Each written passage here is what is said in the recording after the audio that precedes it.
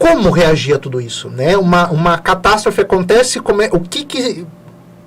o que se espera? Nem sei se tem o que se esperar no pós disso, né? No momento, eu creio que nada é o desespero coletivo. Mas, e aí? E agora? Essa chuva que não cessa, esse povo sem uma moradia, traumas. Muitos. Né? O que fazer? O que vocês acham? Acho que é bacana, Renato, a gente também pensar numa breve definição do que é o trauma, porque senão parece que o trauma só acontece em situações que são excepcionais, como essa que a gente está vivendo agora. Embora, claro, de uma certa forma fosse uma tragédia anunciada, a gente espera e não espera, né? Então a gente também lida com algo que é imprevisível, enfim. Mas é importante a gente falar que o trauma, de uma forma bastante simplificada, é um registro. É um registro de uma vivência significativa que a gente tem. E a gente, na realidade, desde muito pequeno, já vai vivenciando diversos traumas. É que as pessoas sempre... O nascimento é um trauma. É um próprio trauma, exato. A gente tende a pensar que o trauma é uma coisa sempre muito devastadora, muito destruidora. E nem sempre esses registros tendem a ser devastadores, né? É claro que quando a gente vai nascer, a gente está protegido ali na barriga da nossa mãe, a gente está alimentado, a gente está quentinho, protegido dos barulhos, dos estímulos, enfim. E é claro que quando a gente nasce, esse é o primeiro registro de trauma e de desamparo que a gente tem, né? De corte com quem nos carregou, enfim. E, né, de quem nos protegeu, assim. E aí, a gente pegar, obviamente, uma situação como essa, a situação que está acontecendo lá no Rio Grande do Sul, a gente teve outros, né? Outras enchentes históricas no Brasil também.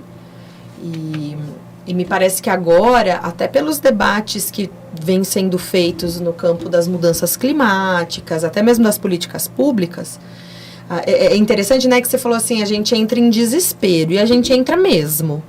Mas a gente precisa lembrar que mesmo diante de uma situação traumática, existe um processo de organização para a gente cuidar dessas pessoas. Sim. Né?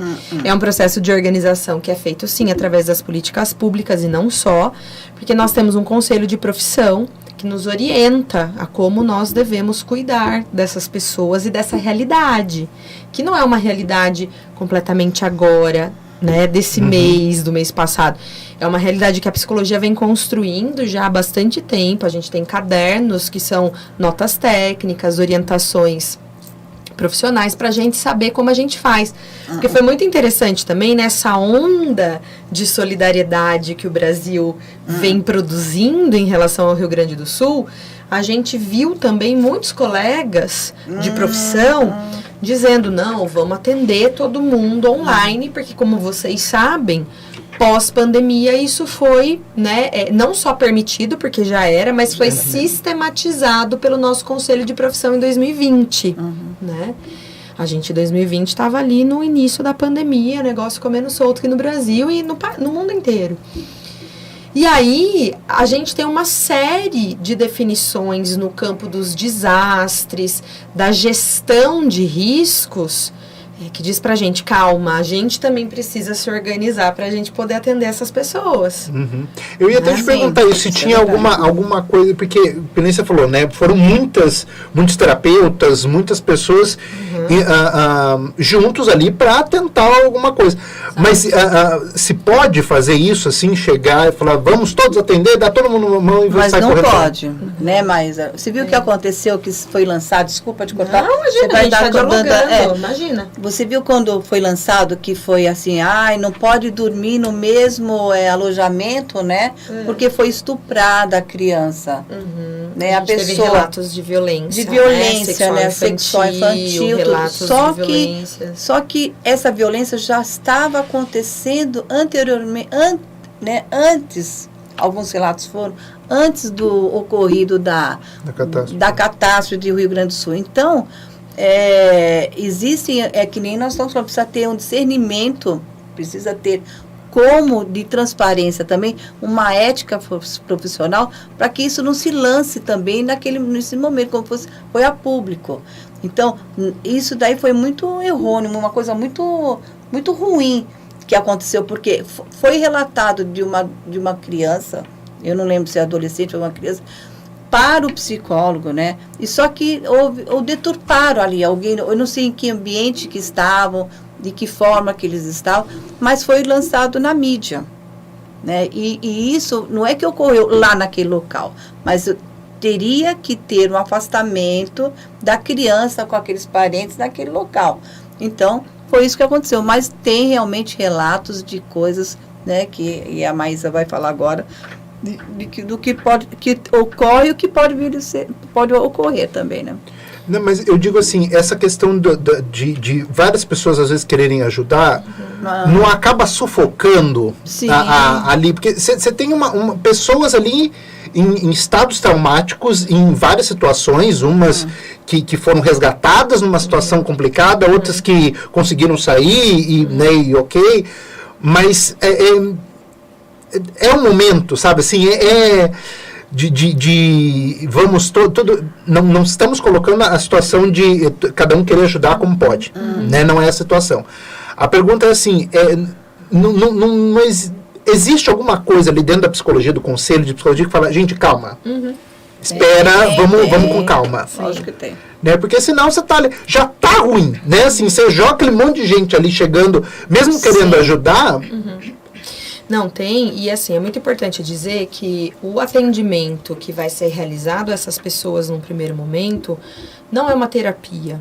A gente precisa fazer uma diferenciação entre o atendimento que vai ser ofertado nesse momento logo pós-tragédia e o que vai ser feito, inclusive, que é um debate que o nosso Conselho de Profissão agora vem alimentando, o que vai ser feito, inclusive, a médio e longo prazo.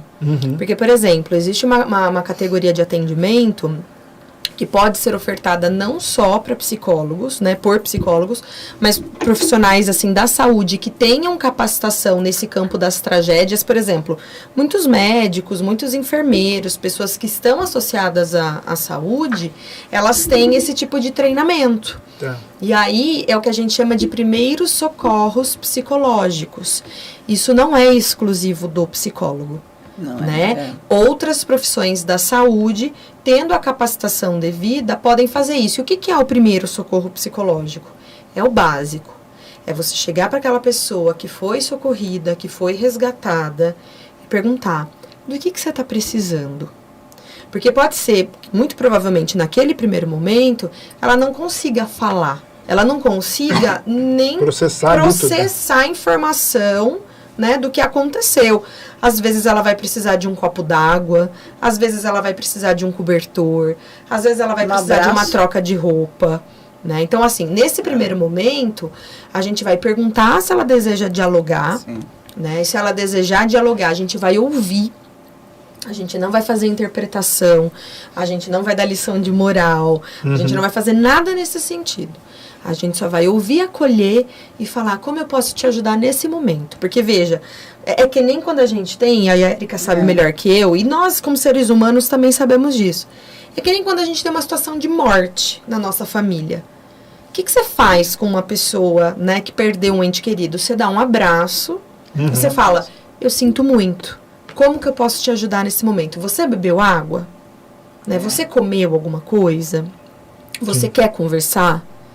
Porque por mais que você tenha palavras e teorias, nada vai dar conta daquela dor naquele momento. Não é mesmo. E aí, uma coisa que o nosso conselho tem prezado muito é cuidado com os atendimentos que são ofertados ao léu, sabe? De maneira leviana. Por quê? Porque a orientação é que os profissionais de psicologia que desejam atender no Rio Grande do Sul, que eles façam contato direto com o seu conselho, que o nosso conselho é regional, né? E também com a Secretaria Estadual de Saúde do Rio Grande do Sul. Porque aí eles vão alocar esses profissionais em determinados campos.